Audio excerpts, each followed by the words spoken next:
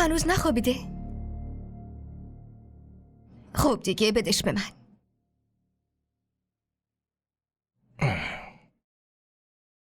چرا به من نگفتی که بلال شریک توی شرکته؟ آره خب اوایل اصلا حواسم نبود. گفتم حرفای شرکت رو چرا توی خونه بزنم. صادقانه بگم من خودم هم نمیدونستم که انقدر زود دوستای خوبی قرار بشیم. اون مدلش همینطوریه، خیلی زود با همه دوست میشه. آره من تعجب میکنم شما دوتا چرا با هم دوست نشدید؟ دوست؟ راستشون چی؟ نه هیچی.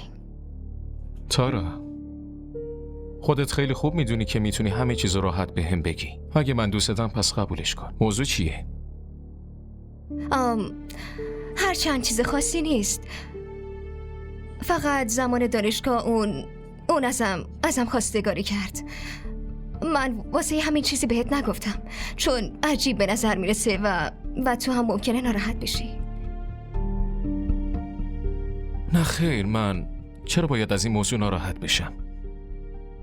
واقعا ناراحت نشدی؟ نه بابا.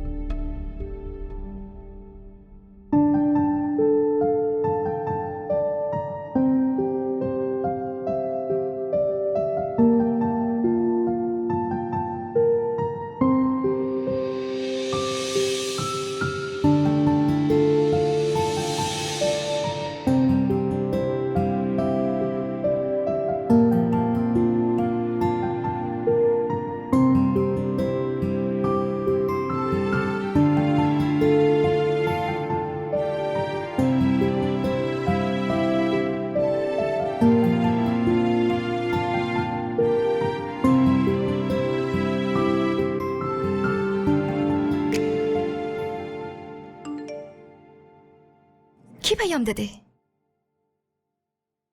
نمیتونم، گوشی توی خودت ببینیش.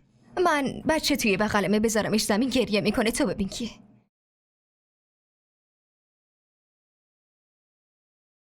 بلال پیام داده. برای شام تشکر کرده. اما بلال شماره من از کجا پیدا کرده؟ خب راستش وقتی ارسلان بیمارستان بود من از گوشی اون زنگ زده بودم. که اینطور